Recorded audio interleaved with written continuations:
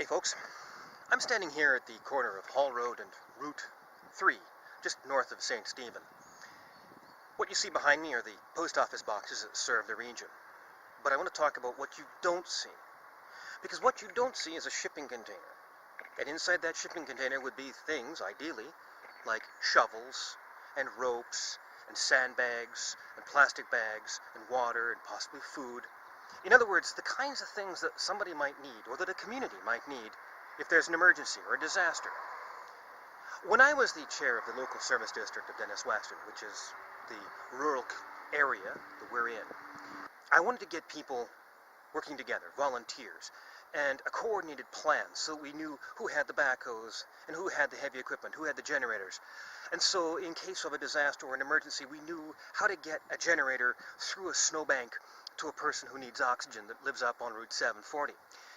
The government response when I asked for assistance was to provide me a link to a website saying here's how you build a plan. In other words, the province gave zero support whatsoever.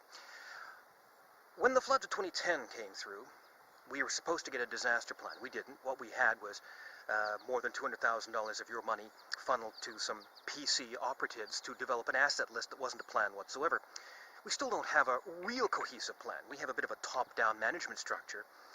But if something happens, as we've seen in the blizzards of 2013, the ice storm that shut down this region, or post-tropical storm Arthur, which left people without power for more than a week, is that the top-down structure doesn't work. The fundamental basis of any emergency plan, and this is best practices throughout the world, and drawn from post-disaster exercises when they look at things like Katrina or Sandy or any other major incident.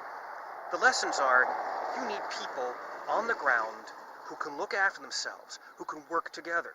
Now, fortunately, because we in this part of the world have been essentially left alone so often, we kind of know how to do that already.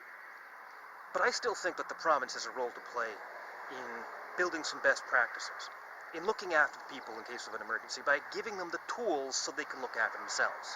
Because that's what proper emergency planning is. And right now, we don't have it.